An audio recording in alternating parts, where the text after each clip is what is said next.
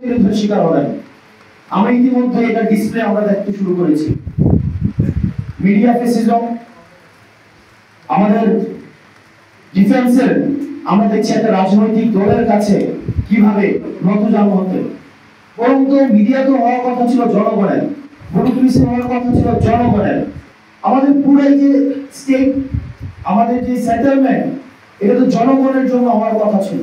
কিন্তু দুর্ভাগ্যজনক বিষয়, এটা আমাদের সীমাবদ্ধতা রয়েছে যে অ্যাডমিনিস্ট্রেশনের জন্য, যে মিলিটারির জন্য এবং যে মিডিয়ার জন্য একটা ফ্যাসিস্ট সরকার 15 বছর ধরে প্রতিষ্ঠিত হয়েছে।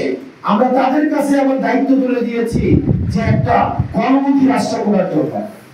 5 আগস্টের পরে আমরা অ্যাডমিনিস্ট্রেশনের বিরুদ্ধে ব্যবস্থা নিতে পারি নাই, আমরা মিডিয়ার বিরুদ্ধে ব্যবস্থা নিতে পারি নাই, আমরা মিলিটারির বিরুদ্ধে ব্যবস্থা নিতে পারি নাই।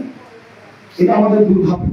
আপনি দেখবেন মিডিয়া ইন্টেনশনালি অভ্যুত্থানের সামনে যারা ছিল তাদের চরিত্র হননের চেষ্টা করেছে এবং যা জানা গেল এই রিপোর্টের মধ্য দিয়ে তাদেরকে দুর্নীতিবাজ হিসেবে প্রমাণের বিভিন্ন সময় চেষ্টা করেছে।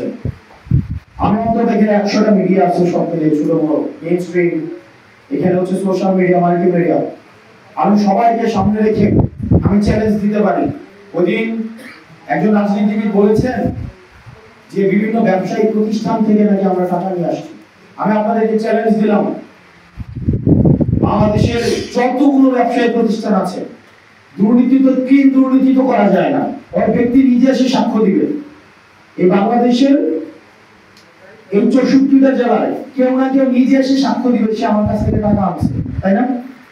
অথবা এটা নথিপত্র থাকবে, কোন না কোন নথিপত্র তো নিশ্চয়ই থাকবে। এটা অডিও থাকবে, না হয় ভিডিও থাকবে, না হয় সিসিটিভি ফুটেজ থাকবে, কোন না কোন নথিপত্র তো থাকবে।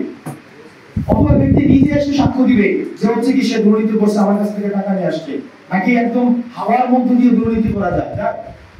আমি চ্যালেঞ্জ দিচ্ছি, পুরো বাংলাদেশের এর পুরো 1 বছরে একজন ব্যক্তি একটা নথিপত্র, একটা প্রমাণ যদি দিতে পারে যে হাসনাত আব্দুল্লাহ বা তার সহযোদ্ধারা যে দুর্নীতি করেছে, আমরা রাজনীতি থেকে ইস্তফা দিয়ে দিব।